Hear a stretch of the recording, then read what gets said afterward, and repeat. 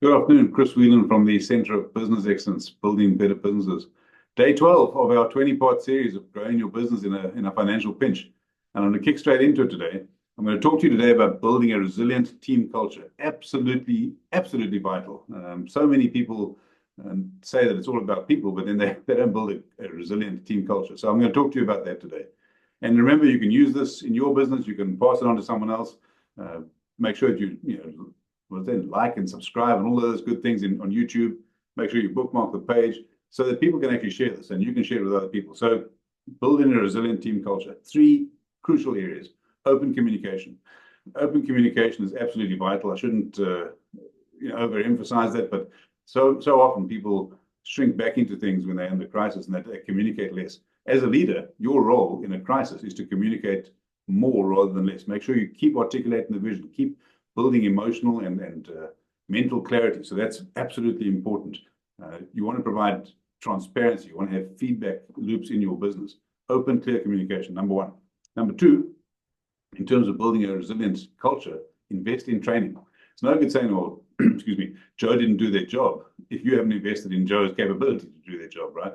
And it also tells people when you're investing in them, it tells them, hey, I value you. So I'm going to spend money on you. I'm going to spend time on you. Invest in training. And then number three, and you'll hear me say this in different guises, always look for ways to recognize and reward contribution. Right? Ken Blanchard talks about in the 1 Minute Manager series, he talks about finding 1 minute ways to actually praise your team so much better than castigating them, so much better than hammering them down.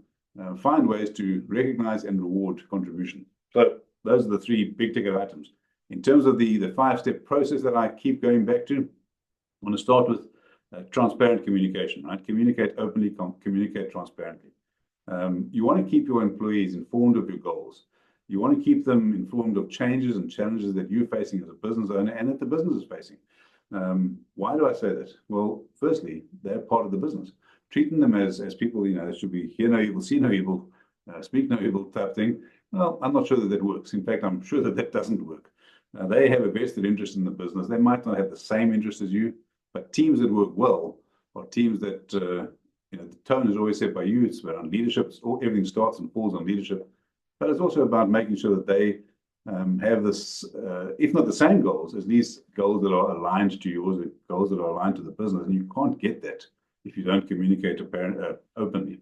So I would suggest, and in fact, I would highly recommend you gather feedback regularly, whether it be staff satisfaction surveys, whether it be going for a coffee with someone, whether it be management by walking around.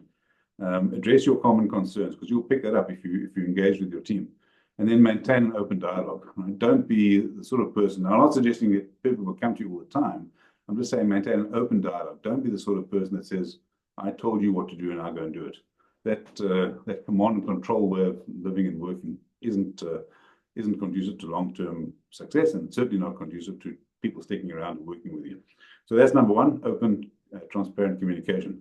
Number two, and I've hinted at this, encourage employee input. In many cases, I get my clients to map out their processes in their business, right, as an example. And what I then get them to do is to actually get their employees to contribute. So they might map out the overall process, go to the employee and say, look, how would you improve this? What are the 2 or 3 things that you could do to improve this in the next, whatever, month or 2 or 3? That does a number of things. Firstly, of course, you get innovation coming through. It encourages the employee, it gives the employee respect and mana, and actually helps them to actually say, well, I actually own this process. And it gives them the opportunity to input actionable suggestions, and that's invaluable. Right? Feedback is always good in a business, whether it be from your clients or whether it be internally. So encourage that employee input. That's number 2. Number 3, and I've spoken about training, but it's not just about training in a job. It's training across jobs, because you remember we're talking about building a resilient culture. If someone's off and they're ill, I'll give you an example. Working with someone at the moment, they've got admin folk, admin staff. If the admin staff aren't there, who does the job? Well, they've got 2 people and they work across each other. So let's call them, I don't know, employee 1 and employee 2. They understand each other's jobs. They don't do each other's jobs all the time, but they're being cross-trained. And so whether the person's answering the phone, whether they're writing up a quote, whether they're giving a bit of pricing, they can do multiple aspects, whether it be marketing or other aspects as well. They can cross-train. And that can be both external training, of course, and on-the-job training. So make sure that your teams can do that, because then it allows you to shuffle people around as and when you need to. And you need to be, again, open and transparent with the communication as to why you're doing that.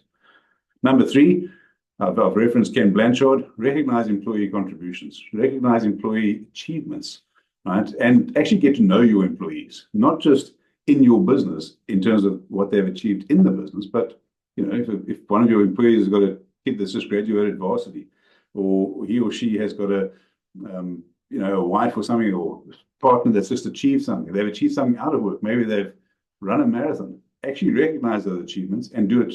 Always, when you're recognizing positive achievements, do it publicly so that they can actually see, the rest of the team can see, wow, this is great.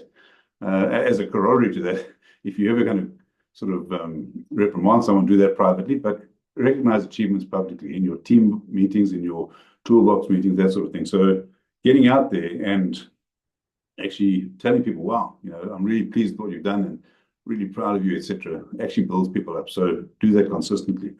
And then the other thing about being consistent is maintain regular check-ins.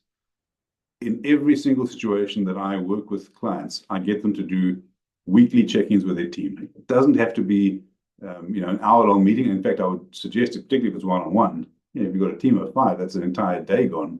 Don't do that. But have regular stand-ups. In many ways, certainly on a weekly basis, you want to have weekly meetings. I use a thing called LIONS. That's an acronym for last week. What happened last week? What issues did you find? What opportunities have you uncovered? And what are you going to do next week?